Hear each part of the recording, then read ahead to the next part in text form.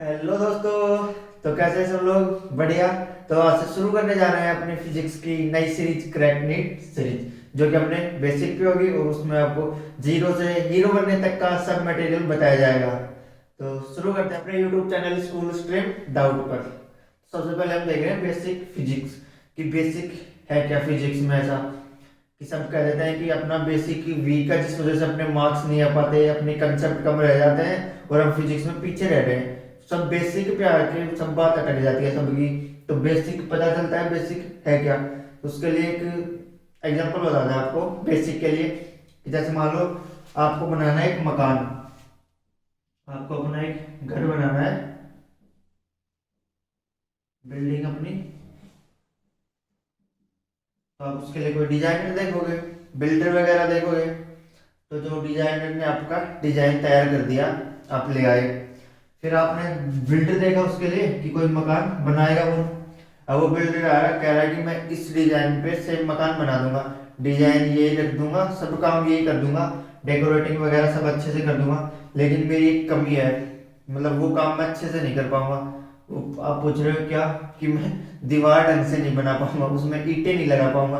तो क्या आप उसको काम दोगे? फिर वो उसको लात मार के भगा दोगे, कहोगे कि जब तू ईंटें ढंग से नहीं लगा पाएगा तो तू मकान ही क्या बनाएगा, बना भी देगा तो वो कमजोर बनाएगा, टूट फूट जाएगा, तो उसको भगा दोगे आप। वही हाल अपना फिजिक्स में होता है कि जैसे हम मकान बनाने के लिए सबसे बेसिक क्या थी? ईंटें। उसी तरह फिजिक्स पढ़ने के लिए उसके भी कुछ बेसिक टर्म्स वगैरह होते हैं जो कि आने जरूरी होते हैं, नहीं तो फिजिक्स भी फिर आपको लात मार देती है। फिर आप जैसे आप रट वट गया कैसे भी आप हार्ड से हार्ड टॉपिक, कई बार क्वेश्चन बढ़िया क्वेश्चन भी सॉल्व हो सकते हैं, हो जाते हैं अपने से, तो अपन खुश हो जाते हैं। लेकिन वो है ना, बाहर से कितना भी अच्छा दिख रहा मकान, लेकिन वो अंदर से तो कमजोर ही रहेगा जब तक उसकी ईंटें ढंग से नहीं है। तो ये याद अपना फिजिक्स में है कि अपन बेसिक अच्छे से कर लेंगे तो अपना सब काम बढ़िया हो जाएगा फिजिक्स का। तो स्टार्ट करते हैं अपना बेसिक पार्ट। सबसे पहले बेसिक अपन देख रहे हैं, इंट्रोडक्शन देखेंगे यहाँ पे कि बेसिक एक्चुअली में होता क्या है। इंट्रोडक्शन देखेंगे इसका कि basic physics. Basic physics physics का वो पार्ट है जो कि फिजिक्स के हर चैप्टर या तक कि हर टॉपिक में यूज होता है, वो है फिजिक्स का बेसिक। जैसे मकान बनाने के लिए ईंटें हर दीवार में यूज हो रही थी, उसी तरह ये भी अपना हर टॉपिक में यूज हो रहा है बेसिक। तो वो फिजिक्स का बेसिक हो गया। जैसे सबसे पहले इसमें आते हैं वेक्टर्स वगैरह आ गए, फिर आते हैं इसमें कुछ मैथ के कंसेप्ट जैसे कि इंटीग्रेशन वगैरह, अपन ने फिर कर दिया डिफरेंशिएट। उसके अलावा आते हैं फिर लोगरिथम के कुछ मेथड्स आते हैं छोटे मोटे, और फिर आता है इसके बाद में कुछ ट्रिग्नोमेट्री कैलकुलेशन आती है जो कि फिजिक्स को आसान बना सकती है। अपन ये डिस्कस कर लेंगे इसमें आराम से, ज़्यादा हार्ड नहीं होगा। ट्रिग्नोमेट्री नाम सुनते ही क्यों क्या निकल गई, लेकिन वो हार्ड नहीं होगा, उसमें कुछ नहीं, ज़्यादा ज़्यादा साइन कॉस के चार फॉर्मूले होंगे, बस इस तरह से फिर अपना बेसिक कंप्लीट होता है, क्योंकि इनके बिना फिजिक्स एक अधूरी सी रह जाती है। तो ये देख लेते हैं अपन आज के इस लेक्चर में। तो अपन ने इंट्रोडक्शन देख लिया कि इसमें क्या क्या पढ़ने वाले अपन, और फिजिक्स का बेसिक होता क्या है। तो शुरू करते हैं सबसे पहले अपन वेक्टर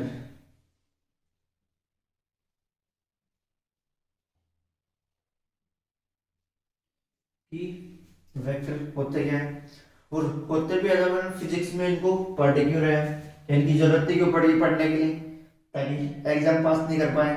लेकिन ऐसे थोड़े एग्जाम के लिए नहीं ना, ये तो फिजिक्स में जरूरी है तभी बनाया गया है, एग्जाम से थोड़ी डिपेंड करेगा। तो वेक्टर के लिए एक एग्जांपल देख लेते हैं अपन। जैसे आप यहाँ पे खड़े हुए हो, एक बार यहाँ पे और एक बार इस पॉइंट पे, ये नाम दे दिया आपका यहाँ पे, और एक बार इस पॉइंट पे बी पॉइंट पे। अब इस पॉइंट से जा रहे हैं चार रास्ते, ये जा रहा है ईस्ट में, ये वेस्ट में, ये नॉर्थ में, और ये वाला साउथ में। चार रास्ते जा रहे हैं, और एक इस वाले ए पॉइंट पे। दो केस देख रहे हैं दोनों। आपको इस पॉइंट पे खड़े होते ही कोई कह रहा है कि आपको जा करके दूध लेके आना है 5 लीटर, दुकान पे जाओ दूध लेके आ 5 लीटर। तो आप ठीक है मान जाओगे, गए दुकान पे, गए दुकान वाले को बोला कि 5 लीटर दूध दे दे, वो दे देगा, आप ले आओगे, काम हो गया आपका। क्यों? क्योंकि 5 लीटर अपने आप में क्या है?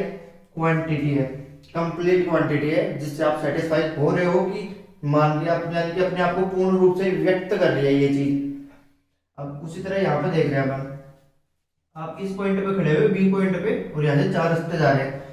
फिर मैं ऐसे कह दूँ आपको कि आपको चलना है 10 मीटर चलना है या 10 मीटर विस्थापित होना है, तो आप कहोगे ठीक है। फिर दिमाग में आएगा कि चलना किधर है, इस डायरेक्शन में, इसमें, इसमें या इसमें। आया एक डायरेक्शन नाम की एक चीज आई दिमाग में आपके कि अब आया कि यहाँ से 10 मीटर तो ठीक है, लेकिन चलना किधर है, डायरेक्शन बता देता तो आप चल पाते, यानी कि आपका काम नहीं होगा। अब ऐसे बोलते कि आपको 10 मीटर ईस्ट में चलना है या फिर वेस्ट में, किधर भी बता दे आपको, तो आप खुशी से चल जाओगे, काम हो जाएगा आपका। तो यानी कि इस क्वांटिटी के साथ में डायरेक्शन आई और यही होता है वेक्टर। डायरेक्शन आ गई वहीं पे वेक्टर लग जाता है। तो हमने यहाँ से देख लिया कि वेक्टर क्या होता है, और इसको बोलते हैं, इसमें डायरेक्शन नहीं, इसको बोलते हैं अपन स्केलर क्वांटिटी, अदिश राशि और ये सदिश राशि। कैसे, जैसे एक स्केलर क्वांटिटी होती है, स्केलर क्वांटिटी अदिश राशि,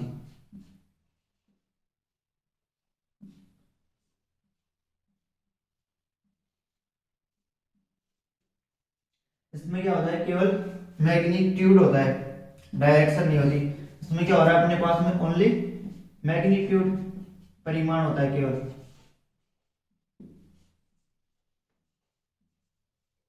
जैसे 5 लीटर लिख दिया यहाँ पे, तो ये क्या हो गया, मैग्नीट्यूड होता है यहाँ पे, इसमें डायरेक्शन नहीं होती। अब यहाँ पे ये जो 5 लीटर है इसमें दो वैल्यू होगी, एक तो ये 5 वाला क्या हो गया, अंकित मान, या फिर इसे बोलते हैं अपन न्यूमेरिकल वैल्यू।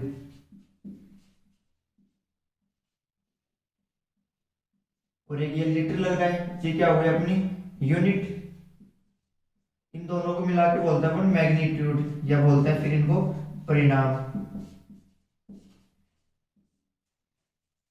वे राशि जिनमें केवल परिमाण की आवश्यकता होती है, या फिर जिनको व्यक्त करने के लिए केवल परिमाण की आवश्यकता होती है, अदिश राशियां कहलाती है। क्योंकि ये देखिए परिमाण में क्या है अपने पास में, एक न्यूमेरिकल वैल्यू और यूनिट। न्यूमेरिकल वैल्यू क्या बोलते हैं अपन हिंदी में, अंकित मान।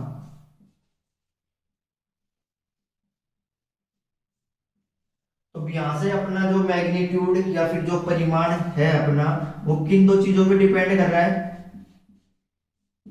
ये कर रहा है एक तो न्यूमेरिकल वैल्यू पे और एक यूनिट पे। यानी कि अपन इसकी न्यूमेरिकल वैल्यू चेंज कर दे तो भी परिमाण चेंज, और यूनिट चेंज कर दे तो भी परिमाण चेंज। जैसे यहाँ पे मैं लिख देता 10 लीटर, परिमाण चेंज हो गया, 5 लीटर, 7 लीटर, 8 लीटर, कुछ भी लिखता जाता परिमाण चेंज हो रहा है ज्यादा ज्यादा। तो यानी कि एक तो ये न्यूमेरिकल वैल्यू पे डिपेंड कर रहा है। फिर जैसे मैं लीटर को हटा के यहाँ पे लिख देता 5 ml, दिमाग में आ गया ना 5 ml तो बहुत कम हो गया, तो यानी कि यूनिट पे डिपेंड कर रहा है, दोनों चीजों पे डिपेंड करेगा। यानी कि अपन न्यूमेरिकल वैल्यू या यूनिट में से किसी को भी चेंज कर दे तो अपना मैग्नीट्यूड चेंज हो जाएगा। देख लिया यहाँ पे, हमने देख लिया यहाँ पे सबसे पहले क्या, इसमें दो क्वांटिटीज होती हैं, एक तो स्केलर क्वांटिटी अपन ने पढ़ ली, वे क्वांटिटी जिनमें केवल क्या होता है, मैग्नीट्यूड, परिमाण होता है जिनमें, उनको बोलते हैं अपन स्केलर क्वांटिटी। यानी कि जिनमें डायरेक्शन की अपने को जरूरत नहीं होती, या फिर जिनको पूर्ण रूप से व्यक्त करने के लिए केवल परिमाण की आवश्यकता होती है। जैसे इसके एग्जांपल्स हो गए अपने पास में, सबसे बढ़िया एग्जांपल इसका डिस्टेंस, एनर्जी, ये सब क्या अपने पास में स्केलर क्वांटिटी है, यानी कि डायरेक्शन पे डिपेंड नहीं करती। फिर उसके बाद अब आती है अपने पास में दूसरी वेक्टर क्वांटिटीज, जो जिनमें आती है डायरेक्शन। तो वेक्टर क्वांटिटीज में क्या आएगा अपने पास में, मैग्नीट्यूड तो आएगा ही, उसके साथ में क्या लेंगे अपन, डायरेक्शन भी लेनी होगी अपने को। जैसे भी अपन उस एग्जांपल में देखा था कितना, 10 मीटर ईस्ट डायरेक्शन में, तो ये 10 मीटर क्या अपने पास में मैग्नीट्यूड, और ये ईस्ट क्या होगी डायरेक्शन। यानी कि जिनमें मैग्नीट्यूड के साथ डायरेक्शन भी है उनको बोलते हैं वेक्टर क्वांटिटी। तो इसके एग्जांपल्स होते हैं, जैसे इसका सबसे बढ़िया एग्जांपल डिस्टेंस लिया था अपन ने, विस्थापन कर सकते हैं इसका बढ़िया एग्जांपल। अभी बताएंगे इनमें डिफरेंस क्या होता है, आगे चल के आपको सब समझ आएगा। एक आ गया विस्थापन, फिर आता है अपने पास में वेग, इस तरह से आता है अपने पास बल, त्वरण, इस तरह से काफी हो जाते हैं आदि। ये सब करके क्या है, वेक्टर क्वांटिटीज है। अब कोई भी राशि उसका सदिश होने के लिए उसमें डायरेक्शन तो देख लिया अपन ने, ये जरूरी नहीं कि जिसमें डायरेक्शन और परिमाण दोनों आ रहे हैं मैग्नीट्यूड यानी, तो वो वेक्टर होगी। वेक्टर होने के लिए इन्होंने अपने कुछ रूल बना रखे हैं। उनके रूल यानी कि जो इनके अनुसार ऐड हो सके, यानी कि इनके अनुसार अपन क्या कर सके, जोड़ सके, घटा सके या गुना भाग कुछ भी कर सके, पर इनके अनुसार इनके कुछ वेक्टर्स के रूल होते हैं, उसके अनुसार उन्हें उन रूल्स को वो फॉलो कर रही होती है, तो उसको अपन वेक्टर क्वांटिटी बोल सकते हैं। डायरेक्शन होने के साथ साथ इन रूल्स को फॉलो करना भी सबसे इंपॉर्टेंट बात है, तभी उसको अपन वेक्टर क्वांटिटी बोलेंगे। जैसे आप इसका सबसे बड़ा एग्जांपल देख लेते हैं अपन, करंट इलेक्ट्रिसिटी। करंट को किससे, आई से रिप्रेजेंट करते हैं अपन नॉर्मली। तो करंट में क्या होता है, किसमें होता है, मैग्नीट्यूड भी होता है करंट में अपना, और उसमें डायरेक्शन भी होती है, यानी कि इसमें मैग्नीट्यूड और डायरेक्शन दोनों होती है, लेकिन फिर भी ये एक अदिश राशि होती है। क्यों? क्योंकि ये इन रूल्स को फॉलो नहीं करती, इसलिए इसको अपन सदिश नहीं कहते। इन रूल्स को फॉलो करना भी सबसे जरूरी है। तो हमने यहाँ से वेक्टर देख लिया कि होता क्या है। वेक्टर एक्चुअली में क्या होता है, जिसमें मैग्नीट्यूड और डायरेक्शन दोनों होती हैं, उसको अपन वेक्टर बोलते हैं, और जो इनके रूल्स को क्या कर रहा होता है, फॉलो कर रहा होता है, उनको वेक्टर बोलेंगे। जैसे इसका ऐसा देखा अपन ने अभी, करंट इलेक्ट्रिसिटी इसका हुआ था। अब देखते हैं कि वेक्टर को किस तरह से अपन रिप्रेजेंट कर सकते हैं, यानी कि इसको किस तरह से अपन दिखा सकते हैं वेक्टर को। अब देख रहे हैं अपन रिप्रेजेंटेशन ऑफ वेक्टर, सदिश का निरूपण, कि एक सदिश को अपन किस प्रकार से शो कर सकते हैं, दिखा सकते हैं। तो इसके दो मेथड्स होते हैं। सबसे पहला अपन देख रहे हैं फिजिकली किस तरह से दिखा सकते हैं, इसलिए उसको दिखाते हैं एक फिजिकली, अपन लेते हैं एक एरो के रूप में उसको। जो ये एरो की जो डायरेक्शन होती है ये वाली अपने पास में, ये जो ये अपने को उसका बताती है मैग्नीट्यूड। ये जो उसकी लाइन है एरो की, ये लाइन उसका मैग्नीट्यूड बताती है, और ये जो उसका तीर का निशान है ये उस वेक्टर की डायरेक्शन को बताती है। और जहां से वेक्टर स्टार्ट होता है उसको बोलते हैं टेल, और जहां पे खत्म हो रहा है यानी कि तीर के निशान पे उसको बोलते हैं हेड। टेल से हेड तक एक वेक्टर होता है जिसको अपन रिप्रेजेंट कर रहे हैं फिजिकली। तो ये वाली जो लाइन है इसके मैग्नीट्यूड को, और ये तीर का निशान इसके डायरेक्शन को शो कर रहा है यहाँ पे। जैसे मैं ऐसे लिख दूं 10 मीटर, फिर दूसरा लिख दिया मैंने यहाँ पे 20 मीटर, फिर ऐसे तीसरा 30 मीटर, इस तरह मैंने तीन लिख दिए। अब मैं ऐसे कह रहा हूँ, मैंने तीन लाइन बना दी यहाँ पे इस तरह से, एक वेक्टर ये बना दिया, एक वेक्टर ये बना दिया, और एक वेक्टर मैंने बना दिया ये वाला। तो आप बता सकते हैं इनमें से 30 मीटर और 20 मीटर और 10 मीटर वाला कौन सा होगा? यहाँ से 30 मीटर वाला, यानी कि ये जो लाइन होती है अपने पास में, ये मैग्नीट्यूड को शो कर रही होती है, यानी कि यहाँ पे जिसकी जितनी बड़ी लाइन उसका उतना ज्यादा मैग्नीट्यूड। यहाँ पे देख सकते हैं अपन इजीली, यानी कि 30 मीटर वाला कौन सा हो गया, इसको रिप्रेजेंट कर रहा है 20 मीटर का ये, और 10 मीटर का ये रिप्रेजेंट कर रहा है आराम से। तो ये तो हो गया फिजिकली। अब यहाँ पे अपन ऐसे लिख सकते हैं, जैसे अपन ने बनाया यहाँ पे एक वेक्टर को शो कर रहे हैं इस तरह से, उसको अपन ने ए बी नाम दे दिया। तो जो इस वेक्टर को अपन क्या लिख सकते हैं, सिंबल के रूप में ए बी, और ए बी के ऊपर वेक्टर लिख सकते हैं अपन, ए बी मैग्नीट्यूड, और ये वेक्टर बता रहा है इसकी डायरेक्शन, यानी कि ये क्या हो गई, सदिश राशि हो गई। वेक्टर क्वांटिटी को शो कर रहा है इस तरह से आने पे ये सिंबल अपना। इसको या फिर अपन ऐसे भी लिख सकते हैं, ए लिख सकते हैं इसको केवल अपन, इसका मैग्नीट्यूड ए और इसकी डायरेक्शन ए कैप लिख सकते हैं, यानी कि अपन ए बी को छोड़ के इसका बीच का ए वाला पार्ट भी लिख के या फिर ए लिख सकते हैं इसको। इस तरह से अलग अलग सिंबल होता है। देख लिया अपन ने क्या हो गया यहाँ पे। फिर अब तुम ऐसे सोच रहे हो कि जैसे ए बी है, इसको क्या अपन बी ए भी लिख सकते हैं क्या? ए बी को बी ए लिख सकते हैं, क्यों? क्योंकि बी क्या बता रहा है, अपनी टेल बताता है, सॉरी जहां से स्टार्ट होता है वो अपनी टेल होती है, और जहां पे खत्म होता है वो हेड होता है। बी ए के लिए हो गए दोनों कंपोनेंट, और ए बी के लिए ये वाली टेल और ये वाला हेड। तो बी ए कब लिख सकते थे इसको, जब ये वाली डायरेक्शन इस तरह से होती है अपने पास में, तब इसको बी ए कर सकते थे। और लेकिन जब तो ये इस तरह से है, तो यानी कि अपन ए बी को बी ए नहीं लिख सकते, यानी कि A B not equal to B, क्योंकि डायरेक्शन दोनों की चेंज हो जाती है फिर। अब देख रहे हैं अपन टाइप्स ऑफ वेक्टर।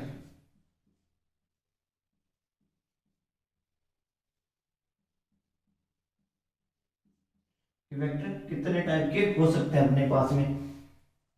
हमने देख लिया वेक्टर को तो क्या इनकी जरूरत भी क्यों पड़ेगी, इनको एक रिप्रेजेंट कैसे कर सकते हैं, वेक्टर और स्केलर में डिफरेंस देख लिया। तो वेक्टर होता है अपने पास में टू टाइप्स। एक हो गया अपने पास में, बोलते हैं उसको ध्रुवीय, लिख लेते हैं यहाँ पे।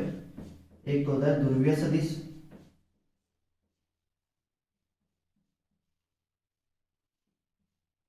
और दूसरा होता है अपने पास में अक्षीय सदिश।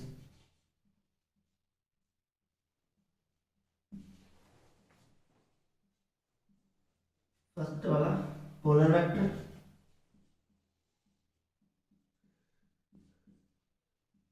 और सेकंड वाला एक्सियल वेक्टर।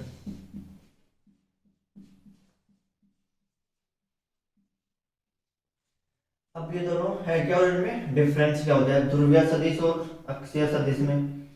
तो ध्रुवीय सदिश वो होते हैं जो एक पॉइंट से स्टार्ट होते हैं और उनकी डायरेक्शन उसी पॉइंट की डायरेक्शन में चलती रहती है। यानी कि मानो कोई पॉइंट ऐसे जा रहा है और इस तरह से, यानी कि सबसे इंपॉर्टेंट इसके लिए डिस्प्लेसमेंट हो गया। इसका एग्जांपल जैसे अपन देख रहे हैं, यहाँ से चले, यानी कि इनकी डायरेक्शन, पॉइंट डायरेक्शन जिस तरफ से पॉइंट या बॉडी मूव कर रही है उसी डायरेक्शन में इनकी डायरेक्शन होती है, उनको बोलते हैं अपन पोलर सदिश। जबकि एक्सियल सदिश क्या होंगे, एक्सियल सदिश जैसे कोई वस्तु रोटेट कर रही है, घूर्णन कर रही है, तो उसका एक एक्सिस होगा। जैसे इस एक्सिस के अबाउट रोटेट कर रही है वो वस्तु, ये मान लो कोई एक्सिस अपना, तो उसके चारों ओर कोई रिंग अपन ने इसमें डाल दी, वो रिंग ऐसे रोटेट करेगी चारों ओर। तो जो उसका एक्सिस हो गया ये, यानी कि जिसके चारों ओर वो रोटेट कर रही है, वो एक्सिस बोलते हैं उसको डायरेक्शन, यानी कि वो एक्सिस होगा उसके डायरेक्शन में, उसका वेक्टर अपन उस डायरेक्शन में लिखेंगे। तो एक्सिस कितने हो सकते हैं, एक तो अपने पास में हो सकता है कौन सा, फर्स्ट वाला हॉरिजॉन्टल वेक्टर, एक तो हो सकता है हॉरिजॉन्टली एक्सिस, और दूसरा हो सकता है वर्टिकली। हॉरिजॉन्टली ये वाला हो गया, हॉरिजॉन्टली यानी कि इस तरह से वस्तु रोटेट कर रही होगी, और वर्टिकली ये वाला हो गया, इस तरह से वस्तु रोटेट कर रही होगी अपने पास में। तो ये दो एक्सिस हो गए। जैसे इनके लिए सबसे इंपॉर्टेंट एग्जांपल हो गए कोणीय वेग, यानी कि एंगुलर वेलोसिटी। इसके लिए एग्जांपल वगैरह हो गए, रोटेट करने जैसे टॉर्क वगैरह लगाते हैं अपन वस्तु के घूर्णन की डायरेक्शन में या रोटेट करवाने के लिए होते हैं, तो उन सबको बोलते हैं अक्षीय सदिश। और जो आते हैं एक पॉइंट की डायरेक्शन में होते हैं उनको बोलते हैं पोलर वेक्टर बोलते हैं, यानी कि जिनकी डायरेक्शन अपनी गति की दिशा में होती है। जैसे उसके लिए डिस्प्लेसमेंट, वेलोसिटी वगैरह ये सब आते हैं ध्रुवीय सदिश में। अब देख रहे हैं अपन सदिश का मॉड्यूलस, मापांक, या फिर इसे बोलते हैं अपन हिंदी में क्या बोलते हैं, मापांक। सदिश को किस प्रकार से अपन माप सकते हैं, उसकी वैल्यू किस प्रकार अपन डिस्क्राइब कर सकते हैं। तो उसके लिए दो चीज होती है, एक तो मानो कि ये कोई अपना वेक्टर हो गया जी, इस तरह से एक वेक्टर क्वांटिटी को, ये उसका मैग्नीट्यूड और ये उसकी डायरेक्शन को इस तरह से शो कर रहा है।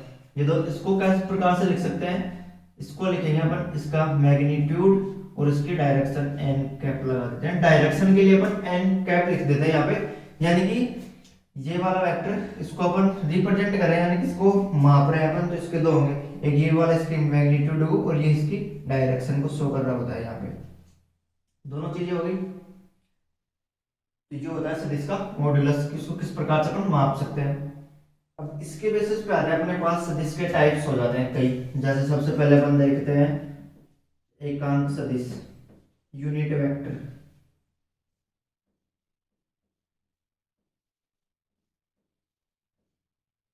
एकांक सदिश देखा अपन ने, क्या बोलेंगे इसको, यूनिट वेक्टर।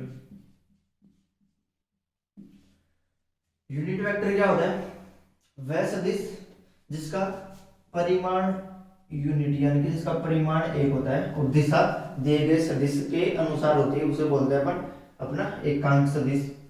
क्योंकि यहाँ से अपन ने देखा कि एकांक सदिश के पास क्या होगी कि ओनली डायरेक्शन होगी उसके पास, क्योंकि उसका परिमाण तो एक ही हो गया, एक परिमाण के साथ ही उसकी डायरेक्शन होगी। तो यहाँ से डायरेक्शन को अपन आर कैप लिख रहे हैं, एकांक सदिश के लिए अपन नॉर्मली आर का यूज करते हैं, तो आर कैप लिख रहे हैं यहाँ पे। तो आर कैप को क्या लिख सकते हैं, यहाँ से अपन वेक्टर आर और वेक्टर आर का मैग्नीट्यूड, यानी कि किसी भी सदिश में उसके परिमाण से डिवाइड कर देने पर अपने पास में क्या आ जाता है, एकांक सदिश। अब अपन कोई भी सदिश को रिप्रेजेंट करते हैं, किसी भी सदिश को, वो एकांक सदिश के मल्टीप्लाई के रूप में रिप्रेजेंट करते हैं। जैसे आप जा रहे हो एक्स डायरेक्शन में, तो आपको क्या लिख देते हैं अपन, टेन आई की कैप, यानी कि आप 10 मीटर पर सेकंड की स्पीड से जा रहे हो आई कैप डायरेक्शन में। तो ये आई कैप क्या हो गया, यहाँ पे एकांक सदिश हो गया, क्योंकि इसकी दिशा इसी के डायरेक्शन में। कहा था ना, वह सदिश जिसका परिमाण इकाई होता है लेकिन उसकी दिशा दिए गए वेक्टर के अनुसार होती है। यानी कि अब यहाँ पे जो वेक्टर दिया गया है उसके अनुसार उसकी दिशा लिख देंगे अपन। तो एक्स डायरेक्शन में जा रहा है तो आई कैप लिख देते हैं यहाँ पे। तो आई कैप क्या आ गया यहाँ पे, एकांक सदिश। तो इस तरह से अपने पास में 3 एकांक सदिश होते हैं, ये वाला आई, ये जे, और ये इसके परपेंडिकुलर के कैप। ये एक्स एक्सिस पे होता है, ये वाई एक्सिस पे, और ये जेड एक्सिस पे। 3 एकांक सदिश हो गया अपने पास में, ये एक्स वाई और जेड के लिए आई कैप, जे कैप और के कैप। अब इन्हीं के मल्टीप्लाई के रूप में अपन किसी भी वेक्टर को रिप्रेजेंट कर सकते हैं। जैसे वेक्टर वाई कैप, सॉरी, जैसे वेक्टर वाई डायरेक्शन में जा रहा होता है तो उसको अपन लिख सकते हैं वाई कैप के साथ, जेड डायरेक्शन में जा रहा है तो के कैप के साथ लिख सकते हैं। अब ये देखने तो आ रहे हैं ना, जैसे एक्स वाई और जेड होते कैसे, देखते हैं। एक्स होता है, ये 3 होते हैं एक दूसरे के परपेंडिकुलर, इस तरह से होते हैं ये इस तरह से रिप्रेजेंट कर सकते हैं। अभी केवल है नहीं, अपनी ओर आ रहा है इस तरह से, यहाँ पे दिखा नहीं सकते 3D में, तो इस तरह से अपन कल्पना कर रहे हैं यहाँ पे। तो कैसे होगा, देखो एक्स वाला, वाई और जेड, ये तीनों क्या है, एक दूसरे के परपेंडिकुलर, ये इसके परपेंडिकुलर, ये इसके परपेंडिकुलर, ये इसके परपेंडिकुलर। या फिर अपन फ्री होते हैं इस तरह से लिख सकते हैं, इनको कुछ भी मान सकते हैं, इसको एक्स वाई और जेड कुछ भी मान सकते हैं। तो इनके मानने के लिए इनके कुछ रूल्स होते हैं, वो देख लेते हैं। सबसे पहले कैसे होते हैं, जैसे अपन ने देखा यहाँ पे रूल्स क्या होते हैं, जैसे यहाँ पे देख रहे हैं अपन इनके लिए रूल्स। सबसे पहला होता है कि यहाँ पे अपन लेते हैं एक मूल बिंदु, कोई भी एक्सिस यानी कि कोई भी बॉडी, उसकी अपन पोजीशन बताने के लिए इसी के रेस्पेक्ट में बताते हैं कि इस पॉइंट को अपन इससे जा रहे हैं, जैसे एक्स डायरेक्शन में ये गए, वाई डायरेक्शन में ये गए, और जेड डायरेक्शन में ये गए। तो ये वाला जो पॉइंट अपने पास में ये हो गया मूल बिंदु, यानी कि इसी के रेस्पेक्ट में अपन सब अदर सभी बॉडीज की या पॉइंट की अपन क्या बताते हैं, पोजीशन बताते हैं। तो मूल बिंदु को अपन क्या लिख देते हैं, 0 0 पे लिख देते हैं। फिर उसके बाद एक्स में जा रहा है तो बढ़ जाएगा वाई में, जेड में। ये हो गया अपने पास में आई कैप एक्स डायरेक्शन में, ये क्या हो गया जे कैप वाई डायरेक्शन में, और ये हो गया के कैप जेड डायरेक्शन में। अब इनमें इंपॉर्टेंट ही है वो बता रहे हैं, जैसे आई कैप अभी बताया था कि तीनों एक दूसरे परपेंडिकुलर होते हैं और अपन फ्रीली होते हैं, किसी को भी मान सकते हैं जब तक अपने को क्वेश्चन में ना दिया गया हो कि अपने को बाउंडेड न किया गया हो कि इसी को आई मानना है, तो अपन फिर बाउंडेड होते हैं। अदरवाइज अपन फ्री होते हैं कि किसी को भी एक्स वाई और जेड मान सकते हैं। लेकिन एक्स के साथ हमेशा क्या आएगा, आई कैप, वाई के साथ क्या आएगा, जे कैप, और जेड के साथ आएगा के कैप। ये फिक्स है कि एक्स आई वाई जे और के जेड। इनको मानने के लिए रूल होते हैं, जैसे कि इनके लेते हैं कोई भी एक एक्सिस मान लिया अपन ने, ये वाला एक एक्सिस मान लिया एक्स एक्सिस, तो वाई एक्सिस कितना होगा इससे 90 degree anti clockwise, Z axis कितना होगा इससे 90 डिग्री एंटी क्लॉकवाइज। 90 डिग्री मान रहे हैं एंटी क्लॉकवाइज। अभी क्लॉकवाइज और एंटी क्लॉकवाइज क्या फंडा हो गया, क्लॉकवाइज होता है जैसे घड़ी की सुइयां चलती है उस डायरेक्शन में चलने को बोलते हैं क्लॉकवाइज, और एंटी क्लॉकवाइज घड़ी की सुइयों के अपोजिट डायरेक्शन में चलने को अपन बोलते हैं एंटी क्लॉकवाइज। जैसे जब अपन मान लो कोई घड़ी होगी, इसके पास ये 12 6 ये हो गए 2 9 और 3 पे, तो घड़ी की सुइयां चलती है इस डायरेक्शन में, इसको बोलते हैं अपन क्लॉकवाइज। क्लॉकवाइज को हिंदी में क्या बोलते हैं, दक्षिणावर्त। और दूसरा क्या हो गया, इस तरह से जा रही है, ये तो घड़ी की सुई आ गई, और मान लो इस तरह से जा रहे हैं अपन, तो बोलते हैं उसको एंटी क्लॉकवाइज, इसको बोलते हैं वामावर्त। तो क्लॉकवाइज और एंटी क्लॉकवाइज याद होना चाहिए क्या होता है। अब ये एंटी क्लॉकवाइज ही क्यों लिया अपन ने, यहाँ पे क्लॉकवाइज भी तो ले ही सकते थे, क्यों ऐसे लिख सकते थे। जो एक्स एक्सिस हो गया उसके 90 डिग्री क्लॉकवाइज क्या हो गया अपने पास में जेड एक्सिस, उसके फिर 90 डिग्री क्लॉकवाइज चलने पे क्या हो गया वाई एक्सिस। लेकिन रूल बनाया कि अपन एंटी क्लॉकवाइज के हिसाब से बोलेंगे उनको। जैसे मान लो अब यहाँ पे क्वेश्चन आ जाता पहला कि वाई एक्सिस, सॉरी यहाँ पे क्वेश्चन लिख देते हैं, क्वेश्चन आ जाता है अपने पास में कि वाई एक्सिस स्थित होता है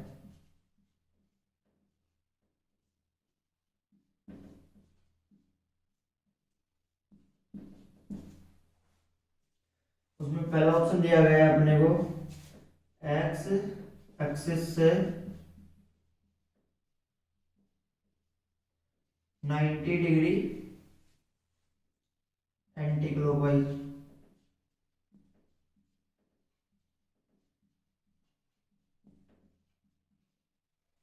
दूसरा दिया गया है अपने को जेड एक्सिस से 90 डिग्री क्या क्लॉकवाइज।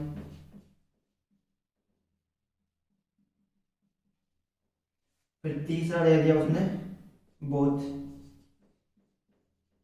और चौथा दे दिया नन ऑफ दीज। तो अब क्या करोगे इनमें से?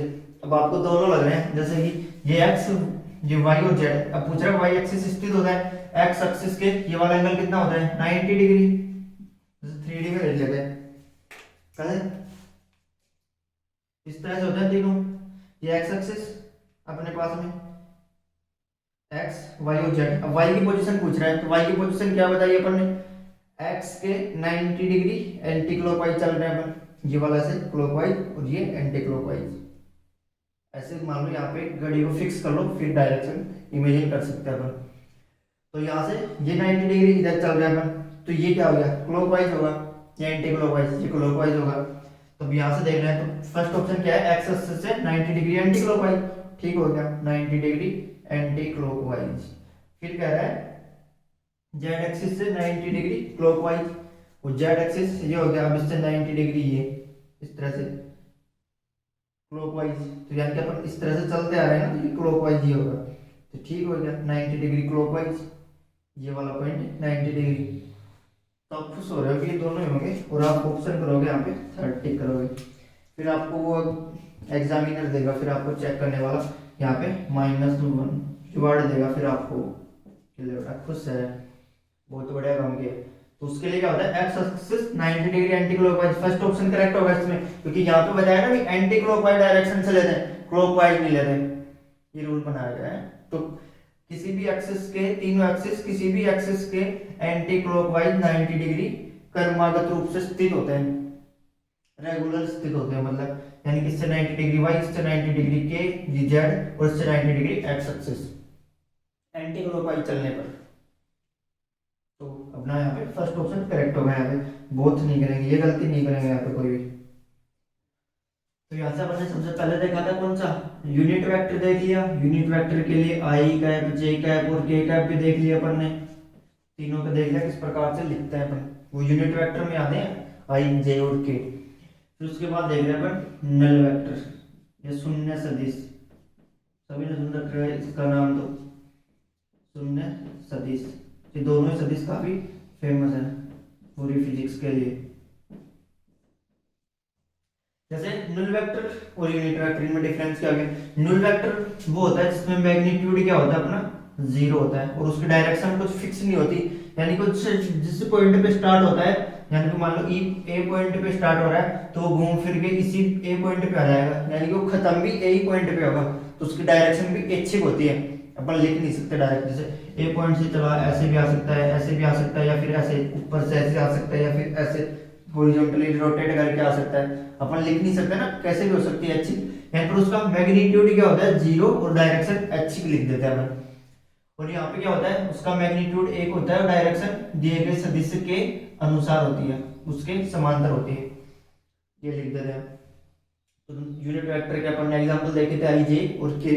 अब जैसे नल वेक्टर के अपन एग्जांपल देखें, तो जैसे मूल बिंदु अपन ने देखा था अभी, जो मूल बिंदु के जो निर्देशांक होते हैं, मूल बिंदु ओरिजिन पॉइंट, ओ से रिप्रेजेंट किया था अपन ने ग्राफ में, तो जो मूल बिंदु के निर्देशांक होते हैं उसको अपन नल वेक्टर लिख सकते हैं 0 पे, उसको 0 मान सकते हैं अपन, उसको ना कोई डायरेक्शन और ना कोई उसका मैग्नीट्यूड, ऐच्छिक हो गया। और फिर देख रहे हैं अपन इसके लिए एक कोई बॉडी जो कि किसी समय अंतराल के दौरान रेस्ट में हो गई, उसके लिए उसको उसकी वेलोसिटी को क्या लिख सकते हैं, जो कि वेलोसिटी अपन ने देखी है क्या होती है, वेग एक वेक्टर क्वांटिटी होता है तो उसको अपन इस तरह से रिप्रेजेंट कर सकते हैं, यानी कि उसकी वेलोसिटी को अपन शून्य लिखने से बजाय सदिश में इस प्रकार सिग्नल वेक्टर के रूप में रिप्रेजेंट कर रहे हैं यहाँ पे। तो इसके एग्जांपल देखे अपन ने, जैसे मूल बिंदु हो गया, कोई बॉडी रेस्टिंग है तो उसकी वेलोसिटी हो गई। फिर जैसे कोई बॉडी सेम वेलोसिटी से यानी कांस्टेंट वेलोसिटी से मूव कर रही है तो उसका एक्सेलरेशन जीरो होता है, क्योंकि एक्सेलरेशन क्या होता है v minus you upon T, या फिर इसको क्या लिख सकते हैं change in velocity upon T. अब यहाँ पे चेंज इन वेलोसिटी जीरो होगा तो एक्सेलरेशन भी तो जीरो ही होगा, तो इस डायरेक्शन इस केस में अपन एक को क्या लिख सकते हैं जीरो की कैप, यानी कोई बॉडी अपनी कांस्टेंट वेलोसिटी से मूव कर रही है तो उसके लिए अपन नल वेक्टर का यूज कर सकते हैं उसके एक्सेलरेशन के लिए, वेलोसिटी के लिए नहीं, वेलोसिटी के लिए जब रेस्ट में होता है तब। फिर अपन देख लेते हैं यहाँ पे डायरेक्शन वगैरह देखना ग्राफ्स के लिए, जैसे नॉर्मल जब वेक्टर्स पढ़ रहे होते हैं तो अपन डायरेक्शन आ जानी चाहिए अपने को। सबसे पहले डायरेक्शन देख लेते हैं यहाँ पे, ये वाली होती है अपनी ईस्ट, फिर ये ईस्ट के अपोजिट वेस्ट, फिर ईस्ट के लेफ्ट में या एंटी क्लॉकवाइज क्या लिख देते हैं अपन एन, इस तरह से, और एन के अपोजिट साउथ। फिर होता है अपन ईस्ट को इस तरह से, मान लो ईस्ट को अपन यहाँ पे ईस्ट लिख रहे होते तो ईस्ट के 90 डिग्री एंटी क्लॉकवाइज, या लेफ्ट में फिर क्या हो जाता है अपने पास में नॉर्थ, और ईस्ट के अपोजिट वेस्ट और नॉर्थ के अपोजिट साउथ, यानी कि अपन यहाँ पे इस तरह से भी लिख सकते हैं इसको ईस्ट वेस्ट नॉर्थ साउथ। एक डायरेक्शन मान लो, यानी कि ईस्ट के 90 डिग्री क्या होता है एंटी क्लॉकवाइज नॉर्थ होता है, फिर अपनी सारी डायरेक्शन आ सकती है नॉर्थ के अपोजिट साउथ और ईस्ट के अपोजिट वेस्ट, तो अपन नॉर्मली यूज करते हैं वही लिख लेते हैं यहाँ पे ईस्ट वेस्ट नॉर्थ और साउथ, ये हो गया अपने पास में नॉर्मल अपन इस तरह से यूज करते हैं। तो यहाँ पे क्या लिख सकते हैं, मान लो कि ईस्ट में जा रहा है कोई वेक्टर आई कैप, कोई नॉर्थ में जा रहा है वाई कैप, सॉरी जे कैप, वाई डायरेक्शन में जा रहा है वाई कैप और जे कैप, और जेड लिख नहीं सकते यहाँ पे, जेड परपेंडिकुलर होता है बाहर की ओर। ये क्या होता है एक प्लेन में हो, वो जेड देखने के लिए अपने को 3D देखना होता है जेड के लिए, जेड में 3D और प्लेन में 2D होता है। आ रहा है कुछ समझ में? जैसे यहाँ पे इस तरह से होता, कोई अपन यहाँ पे मान लेते क्यूब यानी कि घन मान लेते, जैसे कोई अपना रूम इमेजिन कर लो जो कि क्यूबॉइड यानी घनाभ के आकार का होता है, तो उसमें लिख सकते थे अपन ये वाला एक्सिस एक्स ले लेते, तो ये वाला अपन माइनस वाई और ये वाला अपनी और जेड, ये तीन एक्सिस हो रहे हैं यहाँ पे, या फिर इस तरह से लिख सकते थे, इसको छोड़ो एक्स वाई और जेड तीनों ही आ रही है, कुछ अपनी तरफ दिख रहा है, इसको 3D में रिप्रेजेंट करने के लिए जेड होता है, ये हो गए एक प्लेन में होते हैं तो फिर ये नहीं होते, ये 3D में प्लेन में होते तो ये एक्स और वाई रिप्रेजेंट करते, जैसे कि अपना आयत हो गया वर्ग हो गया, ये सब क्या हो गया अपने 2D में, और 3D में घन घनाभ वगैरह गोले ये सब किस में आते हैं 3D में आते हैं। तो छोटी छोटी चीजें 9-10 तक पढ़ते हैं, बस उनको रिवाइज करना है देखना है, बाकी फिजिक्स तो आसानी से चली जाएगी अपनी। तो ये हो गया। अब मानो कोई आदमी जा रहा है आई कैप डायरेक्शन में तो अपन लिख देते उसकी डायरेक्शन आई कैप, फिर कोई जा रहा है जे में तो अपन जे कैप लिख देते। अब मानो कोई आदमी जा रहा है दोनों में, इनके बीचों बीच जा रहा है, इस तरह से यहां तक जा रहा है इस तरह से, यानी कि वो नॉर्थ और ईस्ट दोनों के बीच में जा रहा है, तो हम जानते हैं कि ये वाला एंगल होता है अपने पास में, ये कितना होता है अपना 90 डिग्री, ये वाला एंगल 90 डिग्री। अभी इन दोनों के बीच में जा रहा है क्योंकि ये दोनों एक दूसरे के परपेंडिकुलर है ना, तो 90 होता है, परपेंडिकुलर के लिए 90 आता है। तो यहाँ पे अब यहाँ पे अपन ऐसे लिख देते तो ये वाला एंगल कितना हो गया 45, क्यों क्योंकि परपेंडिकुलर और बीच में करेंगे डिवाइड यानी कि 90/2 तो 45 आ गया। अब इसको क्या लिख देंगे अपन, इसको लिख देंगे अपन, यहाँ से देख रहे हैं इसको ऐसे लिख सकते हैं अपन नॉर्थ ईस्ट डायरेक्शन में, या फिर ईस्ट और नॉर्थ डायरेक्शन दोनों लिख सकते हैं। इनका मतलब नॉर्थ ईस्ट डायरेक्शन मतलब बीचों बीच, यानी कि ईस्ट से 45 और नॉर्थ से भी 45 दोनों लिख सकते हैं, नॉर्थ ईस्ट या ईस्ट और नॉर्थ। चलो ये तो मान लिया अपन। अब फिर मान लो कोई आदमी जा रहा है, उसके अलग ही मन का आदमी है, वो कोई अपनी अलग ही चलाएगा, वो गया इस तरह से, वो कह रहा है कि मैं बीचों बीच नहीं जाऊंगा, मैं जाऊंगा ईस्ट वाले से ज्यादा लगाव, सॉरी साउथ वाले से ज्यादा लगाव है, तो साउथ वाले के ज्यादा करीब है, तो ये 30 डिग्री। ये वाला एंगल कितना होता है 90, तो ये वाला अपने पास में कितना हो गया 60 डिग्री। अब क्या लिखेंगे इसको, ये इंपॉर्टेंट हो गया क्योंकि 45 होता यानी कि बीच में ज्यादा, तो अपन ऐसे साउथ ईस्ट या ईस्ट साउथ लिख सकते थे। अब क्या लिखेंगे, अब सिंपल से आप इसको ऐसे लिख सकते हैं, देखो 30 डिग्री किस डायरेक्शन में, ईस्ट में ऑफ साउथ, यानी कि साउथ से 30 डिग्री ईस्ट में, यही तो हो गया ना 30 डिग्री, ये वाला angle 30 degree east, 30 degree south से क्या हो गया ईस्ट ऑफ साउथ, वही लिख रहे हैं। फिर इसे एक और लिख सकते हैं, वो क्या लिख सकते हैं, ये वाला एंगल भी तो 60 डिग्री है, इसको लिख सकते हैं 60 डिग्री, यहां से चले 60 डिग्री कैसे साउथ में, इससे ईस्ट से 60 डिग्री साउथ फॉर ईस्ट, या फिर ऐसे लिख सकते हैं, यहां से लिख रहे हैं 30 डिग्री ईस्ट ऑफ साउथ, दोनों चीजें होते हैं लिख सकते हैं। आए समझ में शायद। तो एक और देख लेते हैं इसके लिए केस, ये मान लो कि ये वाला है जा रहा है अपने पास में, ये अपन मान रहे हैं 15 डिग्री, तो इसको कैसे लिख सकते हैं, पॉज करके सब लिख लो एक बार, इसको क्या लिख देंगे, लिख लिया।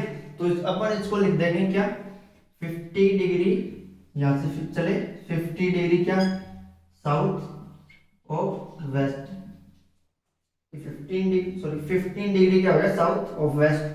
फिर क्या लिख सकते हैं इसको अपन, ये वाला 15, तो ये वाला कितना बच गया अपने पास में 75 डिग्री, तो या फिर इसको अपन लिख सकते हैं ऐसे, इस तरह से इस पॉइंट से चलेंगे तो 75 डिग्री वेस्ट ऑफ साउथ, दोनों लिख सकता है ना। देखना होता है कि किस कौन सा ऑप्शन दे रखा है, फ्री होता है अपन कैसे लिख सकते हैं, सब वो आ गया होगा समझ में। डायरेक्शन देखना कि बीचों बीच होता है तो 45 पे लिख देते हैं, नॉर्थ ईस्ट साउथ ईस्ट ऐसे कुछ भी, लेकिन जब कुछ एंगल पे होता है तो एंगल को इस तरह से रिप्रेजेंट करते हैं कि जिस लाइन से नाप रहे हैं उससे अपोजिट ले जाते हैं। फिर तो ये देखा अपन ने डायरेक्शन, अब देख रहे हैं काम कहाँ है, ये डायरेक्शन ले तो ले अपन ने समझ लिया, समझ में आ गई किस लिए, काम आने के लिए, काम का है वो देख लें, इनका यूज का होगा। तो इनके यूज के लिए अपन देख रहे हैं, सबसे पहले जैसे मान लो 3 चीजें ले रहे हैं यहाँ पे, 1 2 और 3 केस दे रहे हैं। पहले वाला केस क्या हो गया, अपन मान रहे हैं कि यहाँ पे कोई आदमी हो गया, फ्री है वो, जैसे तेरे नाम का सलमान खान, वो जिस मर्जी में जाना चाहे उस डायरेक्शन में जा सकता है, यानी कि एक्स में जाना चाहे, वाई में जाना चाहे, या फिर जेड में, किधर भी जाना चाहे वो जा सकता है, उसकी मर्जी, उस पर डिपेंड कर रहा है कि वो किधर जाना चाह रहा है। फिर आता है एक एक्स बना लेते हैं यहाँ पे ना, फिर आता है अपने पास में एक शादीशुदा आदमी बेचारा, वो आदमी जाना चाह रहा है एक्स डायरेक्शन में, लेकिन उसकी बीवी कह रही है नहीं वाई में चलना है, तो फंस गया बेचारा, क्या करे, खुद का काम भी करना और इसका काम भी करना। फिर वो चलता है कि दोनों का काम हो जाए कुछ इस तरह से, उनका रिजल्टेंट फिर वो इस डायरेक्शन में चलने लग जाता है, रिजल्टेंट इस डायरेक्शन में चलता है।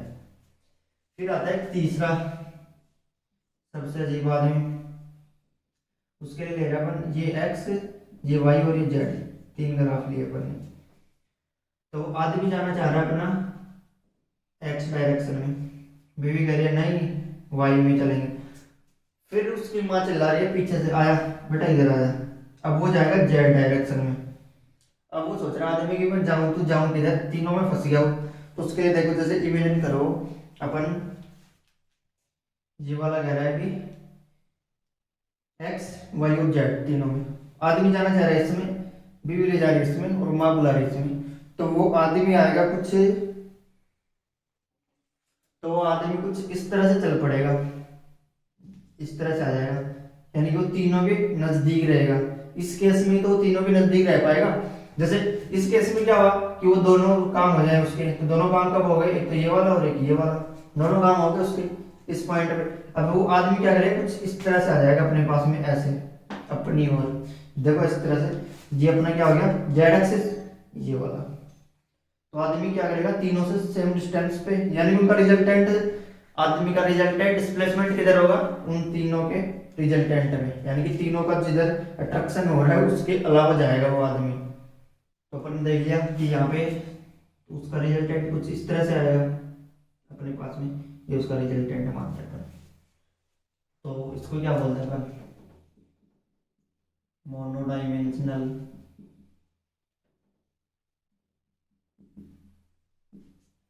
इसको बोलते हैं अपन बाई डायमेंशनल, और इसको बोलते हैं अपन ट्राई डायमेंशनल। एक सदिश एक रूप, एक सदिश दो रूप और एक सदिश उसके तीन रूप देखने को मिलेंगे। तीन पार्ट कब हो रहे हैं? 3D में। और फिजिक्स में 3D को क्या बोलेंगे अपन? स्पेस में हो रहा है तीन पार्ट, और दो पार्ट एक ही प्लेन में हो रहे हैं, यानी कि तल। यानी कि 2D में प्लेन का यूज होता है और 3D में स्पेस में अपन 3D में स्पेस का यूज करते हैं। यहाँ पे 3D दिख रहा है अपने को, रूम में देखेंगे 3D, बोर्ड देख रहे हैं 2D, एक अपन रेक्टेंगल देख रहे हैं 2D हो गया, एक स्क्वायर देख रहे हैं 2D हो गया, एक क्यूब देख रहे हैं वो 3D हो गया। स्पेयर क्या होगा? 3D। तो 3D महसूस हो जाता है ना अपने को। तो फिर इस पे मैं क्वेश्चन पूछ रहा हूँ, जैसे कि कोई अपने पास क्या होगा, कोई वेक्टर है, तो अपन उसको कितने डिवाइड कर सकते हैं, कितने पार्ट्स में डिवाइड कर सकते हैं अपन उसको? मैक्सिमम कितने पार्ट्स में डिवाइड कर सकते हैं? 3। फिर मैंने चलो ऐसे कह दिया क्वेश्चन में चेंज करके, एक ही तल में उसके कितने आयताकार घटक हो सकते हैं? तो क्या हो गया? एक ही प्लेन में बोल दिया तो यानी कि 2 हो सकते हैं। फिर मैंने पूछा कि एक ही स्पेस में उसके कितने घटक हो सकते हैं? तो क्या होगा? 3 हो सकते हैं ना उसके। और मोनोडायमेंशनल क्या होगा? एक सदिश के कम से कम कितने घटक हो सकते हैं? कम से कम एक घटक हो सकता है एक सदिश का, क्योंकि वो सदिश इसी डायरेक्शन में जा रहा है तो एक ही घटक लेंगे उसका। मैक्सिमम कितने हो सकता है अपने पास? 3। कब? एक 3D में, प्लेन में कितने होंगे? 2। तो इस तरह से क्वेश्चन वो घुमाता रहता है बार बार, सब कंफ्यूजन गलत करते रहे हैं। तो अब गलत नहीं होना चाहिए इसमें क्वेश्चन। तो आज हमने क्या क्या पढ़ लिया? सबसे पहले अपन ने देखा कि वेक्टर और स्केलर क्वांटिटी में डिफरेंस क्या होता है। फिर एक वेक्टर का अपन ने देखा रिप्रेजेंट किस प्रकार से कर देते हैं। फिर उसकी देखिए अपन ने टाइप्स देख लिए। फिर अपन ने देख लिया क्या नल वेक्टर क्या होता है, यूनिट वेक्टर क्या होता है, ये सब देखे। फिर अपन ने कुछ डायरेक्शन देखने के कंसेप्ट्स देखे। और फिर उसके बाद अपन ने 6 क्या देखा? अपन ने देखा एक सदिश को अपन कितने पार्ट्स में डिवाइड कर सकते हैं, कहाँ पे? प्लेन में, 3D में, या 1 डायमेंशनल, 2 डायमेंशनल, 3 डायमेंशनल, कैसे भी देखा अपन ने सब। तो उसके पार्ट देख लिए अपन ने। तो आज का लेक्चर अपन करते हैं यहीं पे खत्म। और नेक्स्ट लेक्चर में अपन देखेंगे कॉम्बिनेशन ऑफ वेक्टर्स, कि वेक्टर्स का अपने को कॉम्बिनेशन, जैसे कि स्केलर क्वांटिटी अपन 10 तक पढ़ते हैं, जैसे 2 और 2 4 होते हैं, उसी तरह दो वेक्टर को किस प्रकार जोड़ा जा सकता है, घटाया जा सकता है, गुणा भाग किस तरह किया जा सकता है, वो सब अपन नेक्स्ट लेक्चर में देखेंगे। तो मिलते हैं फिर अपने नेक्स्ट लेक्चर में combination of vector. Thank you.